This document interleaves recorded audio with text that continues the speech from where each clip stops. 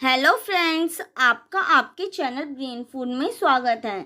इस वीडियो में हम बीए प्रोग्राम के जो स्टूडेंट हैं सेकंड सेमेस्टर के, उनके पॉलिटिकल साइंस का जो सब्जेक्ट है इंडियन गवर्नमेंट एंड पॉलिटिक्स, इसके एग्ज़ाम के क्वेश्चन के बारे में डिस्कस करने वाले हैं कि आपसे एग्ज़ाम में इस सब्जेक्ट से रिलेटेड कैसे कैसे क्वेश्चन पूछे गए हैं और क्वेश्चन का जो है पैटर्न किस टाइप का है, आपको क्वेश्चन की लैंग्वेज किस वे में दी जा रही है कि आपको एक तरीके से समझने में, अगर आपके जब पेपर होंगे तो आपको समझने में बहुत ज़्यादा ईजी मतलब एक पड़ेगा। तो ये ना आपका ना वैसे ही बता दें तो मैं आपको ये डिसिप्लिन का जो आपको ये सब्जेक्ट है, यहाँ पे मैंने रॉन्ग लिख दिया है कि ये स्किल एनहांसमेंट का ये आपका डिसिप्लिन सब्जेक्ट है आपका। तो आइए अब हम इस वीडियो को स्टार्ट करते हैं। तो जो मैं आपको पहले एक चीज़ बता देती हूँ कि मैंने ना आपको ना इसका सिलेबस है ना हिंदी में प्रोवाइड कर रखा है अपने चैनल पे। अगर आपने वो वीडियो नहीं देखी है तो आप उस वीडियो को पहले देख लें कि आपको एक तरीके से क्लियरफाई हो जाए कि आपके कितने यूनिट हैं और उस यूनिट में आपसे किन किन टॉपिक्स के बारे में डिस्कस कर रखा है, तो जिससे कि आपको है ना एक तरीके से अपने सिलेबस के बारे में नॉलेज होएगी। और साथ ही मैंने आपको इस चैनल पे है ना, मैंने आपको ना यूनिट जो सेकंड है ना उसकी मतलब वीडियो प्रोवाइड कर रखी है। अगर आपने वो वीडियो भी नहीं देखी होगी तो आप उस वीडियो को देख लें, आपके है ना कंसेप्ट वहाँ से क्लियर हो जाएंगे। और मैं इस वीडियो में अभी स्टार्ट करते हैं इस वीडियो को। जो क्वेश्चन इसका फर्स्ट है कि भारत में राज्य की प्रकृति के संबंध में मार्क्सवादी और उदारवादी उपागमों की विवेचना कीजिए। कि इसके अंदर आपको ये डिस्कस करना है कि जो राज्य की प्रकृति के संबंध में जो मार्क्सवादी दृष्टिकोण है और जो उदारवादी दृष्टिकोण है उसकी आपको एक तरीके से विवेचना करनी है। और हाँ, मैं आपको ना इस सब्जेक्ट की ना सभी यूनिट की ना वीडियो भी प्रोवाइड करवाऊंगी, तो आप इस चैनल को सब्सक्राइब कर लें कि आपको जब मैं वीडियो प्रोवाइड करवाऊँ तो आपको उसकी नोटिफिकेशन मिल जाए। इसका नेक्स्ट क्वेश्चन है कि क्या आप समझते हैं कि संवैधानिक संशोधनों की सहायता से भारत में परिवर्तन और विकास हुआ है? कि जो संविधान में हमारे अमेंडमेंट्स किए जाते हैं, संशोधन किए जाते हैं, तो उसके कारण भारत में परिवर्तन और विकास हुआ है। इसके ऊपर आपको अपनी टिप्पणी करनी है। नेक्स्ट क्वेश्चन थर्ड है कि संविदा सरकार में भारतीय प्रधानमंत्री की भूमिका की मूल्यांकन कीजिए। ये आपका ये क्वेश्चन सेकंड था ना, ये यूनिट सेकंड का ही क्वेश्चन है आपका, जिसमें आपके मौलिक अधिकार और नीति निर्देशक तत्व के बारे में भी दे रखा है और साथ में संविधान की विशेषताओं और इनके बारे में भी दिया गया है। और ये आपका जो क्वेश्चन है क्वेश्चन थर्ड, ये आपका यूनिट थर्ड का क्वेश्चन है कि प्रधानमंत्री की भूमिका का बताइए। तो प्रधानमंत्री का ना एक भूमिका के ऊपर आपको क्वेश्चन एक ना एक क्वेश्चन पेपर को देखने को मिलेगा ही मिलेगा। प्राइम मिनिस्टर की भूमिका, रोल को आपको सरकार के अंदर दिखाना है। तो यही चीज़ है कि इसके बारे में आपको क्या करना था, मूल्यांकन करना था।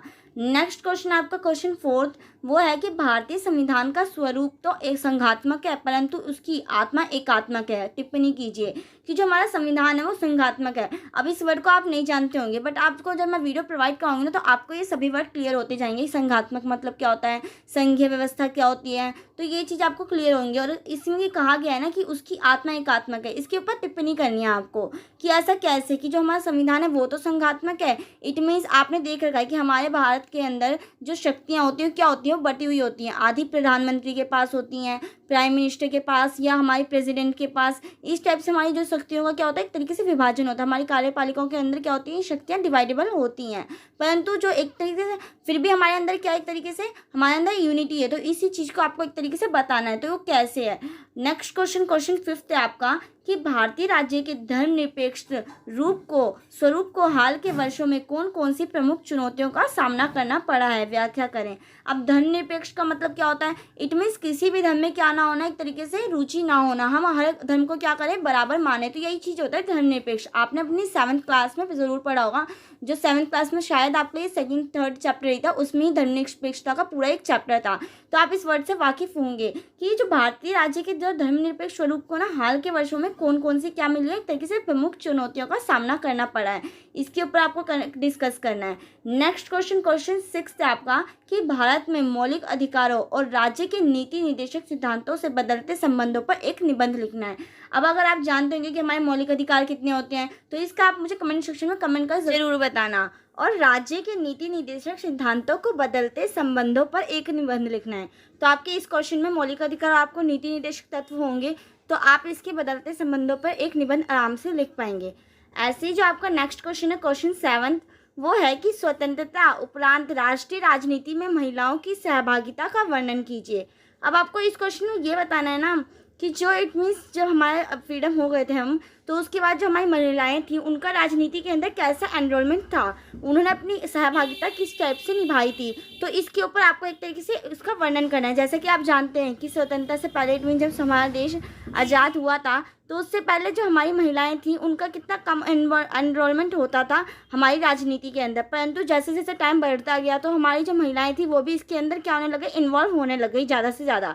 तो इसके ऊपर आपको इसी के बारे में लिखना था।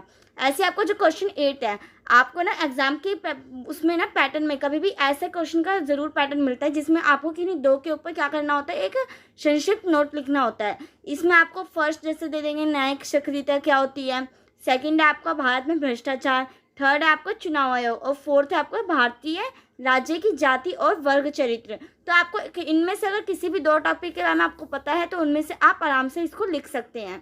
तो आइए अब हम इसके आगे बढ़ते हैं कि आपसे कैसे क्वेश्चन पूछे जाते हैं। ये ना मैंने ना इस वीडियो में ना आपको 2 पेपर के ना एग्ज़ाम क्वेश्चंस को ले रखे हैं। तो इसमें अब हम नेक्स्ट जो पेपर था आपके उनके क्वेश्चनों को डिस्कस करते हैं कि कैसे उस एग्ज़ाम के पेपर में क्वेश्चन आपसे पूछे गए थे। तो इसका क्वेश्चन 9th है, वो है कि मौलिक अधिकारों तथा राज्य के नीति निर्देशक तत्वों के मध्य तुलनात्मक अध्ययन की विवेचना कीजिए। इट मीन्स जैसे कि मैंने आपको बताया था कि इसके अंदर आपसे एक डिफरेंसेस भी पूछ सकते हैं। इसमें आपको तुलनात्मक अध्ययन की विवेचना करनी है कि मौलिक अधिकार कैसे हैं और राज्य के नीति निर्देशक तत्व के मध्य क्या विभिन्नताएं हैं। मैंने आपको इसमें ना सिर्फ ओनली 2 पेपर्स के ही डिस्कशन कर रखे हैं एग्जाम क्वेश्चंस को। अगर आप मुझे कमेंट सेक्शन में कमेंट कर बोलेंगे कि और भी पेपर्स के क्वेश्चन पेपर को लेके आए जो प्रीवियस ईयर पेपर हुए हैं उनके, तो मैं आपको नेक्स्ट वीडियो में उन और पेपर्स की वीडियो प्रोवाइड करवा दूंगी जिसमें और भी पेपर्स के आपके क्वेश्चन को पैटर्न को देखने को आपको मिलेंगे। तो आइए क्वेश्चन आपका 10th है कि भारत राज्य पर गांधीवादी दृष्टिकोण की विवेचना कीजिए। कि आपसे इसमें क्वेश्चन में पूछा गया कि जो गांधीवादी जो दृष्टिकोण होता है उसके बारे में आपको बताना है। नेक्स्ट क्वेश्चन 11th क्वेश्चन है आपका कि न्यायिक सक्रियता के संदर्भ में न्यायपालिका की भूमिका की विवेचना कीजिए। आपने नोटिस किया कि जो न्याय सक्रियता है उसका पहले आपने देखा कि इसका शॉर्ट नोट में आपको लिख रखा था, अब इसमें आपको एक लॉन्ग क्वेश्चन के वे में पूछ लिया। तो आपसे ना कोई भी टर्म किसी भी वे में पूछ सकते हैं, तो आपको हर एक चीज़ के बारे में पता होना चाहिए, तभी आप उसके बारे में अगर कैसा भी क्वेश्चन आ जाता है, चाहे वो आपसे शॉर्ट नोट में पूछे या लॉन्ग क्वेश्चन में पूछे या किसी भी वे में पूछ ले, आप उसके आंसर को आराम से फ्रेम कर लिख सकते हैं। नेक्स्ट क्वेश्चन है आपका कि भारतीय राज्य व्यवस्था में प्रधानमंत्री की शक्तियों तथा भूमिका का विश्लेषण कीजिए। इसमें भी role of the prime minister लिख रखा है और उनकी शक्तियों का भी आपको वो करना है, उनके बारे में भी बताना है, इनकी शक्तियाँ क्या क्या होती है प्रधानमंत्री की, और साथ ही उनकी भूमिका को भी बताना है सरकार के अंदर, राज्य व्यवस्था के अंदर, अपनी भारतीय राज्य व्यवस्था के अंदर। नेक्स्ट क्वेश्चन है आपका क्वेश्चन 13 कि जाति राजनीतिकरण की विवेचना कीजिए। इसने भारतीय राजनीति को किस प्रकार से प्रभावित किया है। कि जो जातीय राजनीतिकरण है उसने एक तरीके से किस तरह से इफेक्ट डाला है हमारी राजनीति के ऊपर, तो आपको इसके बारे में बताना था। नेक्स्ट क्वेश्चन 14 है आपका कि भारत में सांप्रदायिकता से संबंधित बहस पर एक निबंध लिखना है। सांप्रदायिकता का मतलब आप जानते होंगे, आपने इस वर्ड को भी बहुत आराम से सुन रखा होगा 6 to 12 अगर आपने पोल साइंस आपने पढ़ी है तो आप इस वर्ड से भी वाकिफ़ होंगे।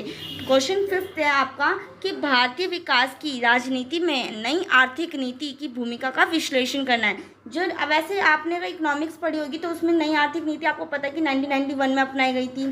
तो इसके बारे में यही बताना है कि भारतीय विकास की राजनीति में जो नई आर्थिक नीति थी उसकी क्या एक तरीके से रोल था, उसकी क्या भूमिका थी, उसके बारे में आपको विश्लेषण करना है।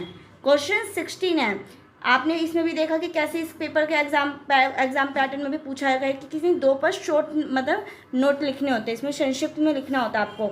इसमें पूछा सतत विकास क्या होता है। फिर नेक्स्ट आपका महिला आंदोलन, ये आपका यूनिट 8 है ना, उसमें से ये क्वेश्चन पूछा गया। यूनिट 8 है जो महिला आंदोलन, उसमें सभी आंदोलन, चिपको आंदोलन, इन सब के बारे में आपको पढ़ना होगा। तो यही यूनिट 8 इसके बहुत इंपॉर्टेंट यूनिट है, इसका एक ना एक क्वेश्चन आपको पेपर में ज़रूर देखने को मिल सकता है। नेक्स्ट है आपका कि आधारभूत ढांचे का सिद्धांत। फिर 4th है आपका क्षेत्रीय दल की भूमिका, आपने एक दलीय द्विदलीय व्यवस्था इन सब के बारे में भी पढ़ रखा है। तो यही चीज़ें हैं, आपने देख लिया कि आपसे कैसे कैसे क्वेश्चन पेपर में पूछे जा सकते हैं। तो अगर आपको ये वीडियो मेरी अच्छी लगी हो तो प्लीज़ इस वीडियो को लाइक करें और अपने फ्रेंड जो भी सेकंड सेमेस्टर में हैं उनको इस वीडियो को शेयर करें जिससे कि उनकी भी हेल्प हो सके। और थैंक यू सो मच इस वीडियो को एंड तक देखने के लिए। अब हम मिलते हैं नेक्स्ट वीडियो में, जब तक के लिए बाय।